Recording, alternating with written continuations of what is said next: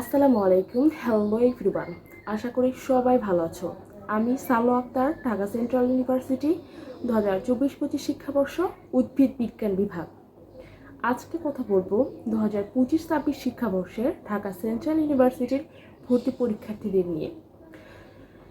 24-25 শিক্ষাবর্ষে ভর্তি পরীক্ষা ছিল ঢাকা সেন্ট্রাল ইউনিভার্সিটির প্রথম ব্যাচ এবং দ্বিতীয় ব্যাচ ভর্তি পরীক্ষা হতে যাচ্ছে 25-26 শিক্ষাবর্ষ। 25-26 শিক্ষাবর্ষে বেশিরভাগ শিক্ষার্থীর কমন কোশ্চেনগুলো আজকে উত্তর দেব।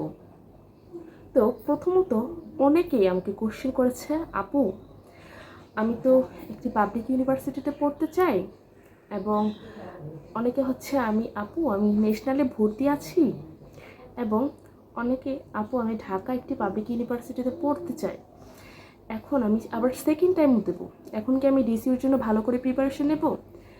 সব কিছুর একটাই উত্তর যে ঢাকা সেন্ট্রাল ইউনিভার্সিটি অর্থাৎ ডিসিউ একটি পাবলিক ইউনিভার্সিটি।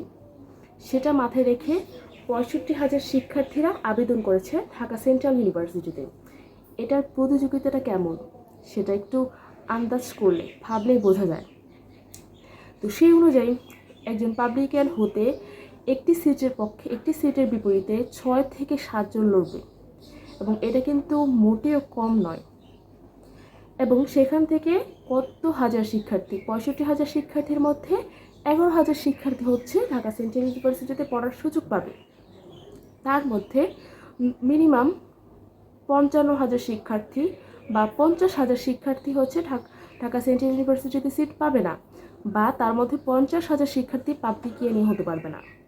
তো তোমার যেহেতু এখন সুযোগ আছে, আর তুমি এতদিন ঢাকা সেন্ট্রাল ইউনিভার্সিটি বা অন্যান্য পাবলিক ইউনিভার্সিটির জন্য প্রিপারেশন নিয়েছো, আর কয়েকটা দিন অন্ততপক্ষে একটু কষ্ট করো। একটু নিজের থেকেই ভাবো যে তোমার বন্ধুবান্ধব অন্যান্যরা হচ্ছে অনেকে মেডিকেল, ইঞ্জিনিয়ারিং, পাবলিক ইউনিভার্সিটির চান্স পেয়ে গেছে, তুমি এখনও কোথাও ভর্তি হতে পারছো না, তুমি এখন ন্যাশনালে ভর্তি হয়েছো, বা তোমার একটা সুযোগ আছে তো, তাই না? এখন বলো যে আপু আমি তো সেকেন্ড টাইম দিব, তাহলে আমি কেন ভর্তি হবো? তুমি সেকেন্ড টাইম দিবে ঠিক আছে, কিন্তু সেকেন্ড টাইম দিলে কি সবাই আবার সেকেন্ড টাইমে ভালো জায়গায় চান্স পায়? আর সেকেন্ড টাইম দিলে তুমি ঢাকার মধ্যে চান্স নাও পেতে পারো, ঢাকার বাইরে অন্যান্য ইউনিভার্সিটিতে চান্স পেতে পারো, বা ঢাকার মধ্যে যে ফ্যাসিলিটিস অন্যান্য ইউনিভার্সিটি ঢাকার বাইরে বা অন্যান্য বিভাগে, অন্যান্য ডিস্ট্রিক্টে, সেগুলো তো তুমি ওরকম ফ্যাসিলিটিস পাবে না।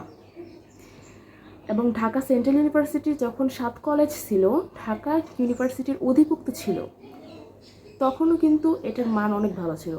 আর এখন তো একটা পাবলিক ইউনিভার্সিটি হয়ে গেছে। তো ঢাকা সেন্ট্রাল ইউনিভার্সিটির সাথে ন্যাশনাল ইউনিভার্সিটি কখনোই কখনোই তুলনা হয় না।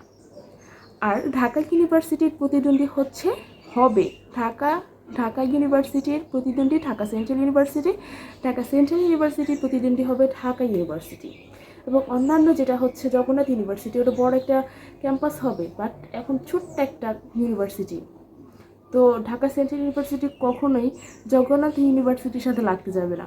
না, আমরা আর ঢাকার মধ্যে 7টি ক্যাম্পাস সহ সবচেয়ে বড় ইউনিভার্সিটি এখন ঢাকা সেন্ট্রাল ইউনিভার্সিটি, এবং এইখানে এই ইউনিভার্সিটির স্টুডেন্টের শক্তি আমি মনে করি এটা বেশি। তো যেটাই হোক, এখন তো পড়ালেখা করতে হবে, অনার্স শেষ করতে হবে, একটা ইউনিভার্সিটি থেকে সার্টিফিকেট দিতে হবে, ভালো একটা কিছু করতে হবে। তো সেই অনুযায়ী ঢাকা সেন্ট্রাল ইউনিভার্সিটি আর কয়েকটা দিন বাকি আছে।